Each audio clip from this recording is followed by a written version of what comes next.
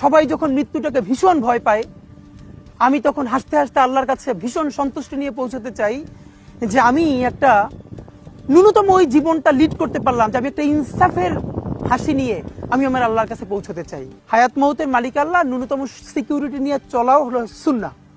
কিন্তু আমাদের লড়াইটা হলো, আমার মা স্বাভাবিকভাবেই কান্নাকাটি করেন, আমার পরিবার সবাই। তো আমি আমার মাকে বলেছি যে দেখো, মানে আমরা যে লড়াই নেমেছি, আমার একটা মনে হয় কি কোনো রাজনীতিবিদের না বাসায় মৃত্যুটা হইতে পারে না, এটা কোনো ভালো মৃত্যু না।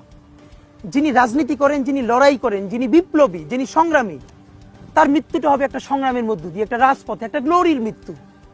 আমি তো ভীষণভাবে প্রত্যাশা করি, আমি ছোটবেলা থেকে এই স্বপ্নটা দেখি, অনেক জায়গায় বলেছি, যে একটা তুমুল মিছিল হচ্ছে অন্যায়ের বিরুদ্ধে, সেই মিছিলের সামনে আমি আছি, কোনো একটা বুলেট এসে আমার বুকটা হয়তো বিদ্ধ করে দিয়েছে, এবং সেই মিছিলে আমি হাসতে হাসতে আমি শহীদ হয়ে গেছি।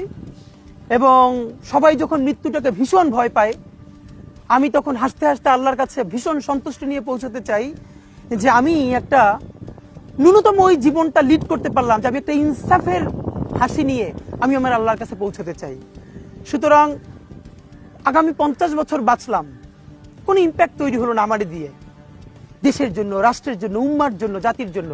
কিন্তু আমি ধরেন 5 বছর বাঁচলাম, সেটার মধ্য দিয়ে যদি আগামী 50 বছরের ইম্প্যাক্ট তৈরি হয়, তাহলে অনেকদিন বেঁচে থাকায় কি সাফল্যের বলেন? শহীদ প্রেসিডেন্ট জিয়াউর রহমান কয়টা দিন বেঁচেছেন, কিন্তু ভাবেন আজকে পর্যন্ত উনি আমার অনুপ্রেরণা। হাঁটতে হাঁটতে আমার পা ফুলে যায়, আমি, আমার টিম সেদিনকে ব্যাগের মধ্যে জুতো নিয়ে তারপরে একটা শপিং মলে ঘুরছিলাম, মানে পা ফুলে গেছে, পা জুতোয় ঢুকাতে পারছিলাম না। তো জিয়াউর রহমানের একটা ওনার গল্প মনে পড়ছিল, যিনি মাইলকে মাইল যখন হাঁটতেন, ওনার সাথে স্টাফদের পা ফুলে যেত, কিন্তু ওনার তো আর্মি ট্রেনিং আছে। তখন তাকে বলতো, স্যার আপনার তো আর্মি ট্রেনিং, আমরা তো আর পারি না। এই জন্য ওনাকে মানুষ রাখাল রাজা বলতো। তা আমরাও সারা বাংলাদেশের 56,000 বর্গ মাইলে হাঁটতে চাই, আমরা ইনসাফের চাষাবাদ করতে চাই, একটা স্বাধীন সার্বভৌমত্বের সততার বাংলাদেশ তৈরি করতে চাই। আল্লাহ যে কয়দিন হায়াতে রাখবেন, এই লড়াইটা করব। যেদিন নিয়ে যাবেন, আমি স্বপ্ন দেখে যেতে চাই, আমি আমাদের এমন টিম, আমি আমার সন্তানকে দেখে যেতে চাই, আমার মৃত্যুর পরে যেন এই লড়াই বন্ধ না হয়, এই লড়াই যেন বাংলাদেশে কিয়ামত পর্যন্ত জারি থাকে।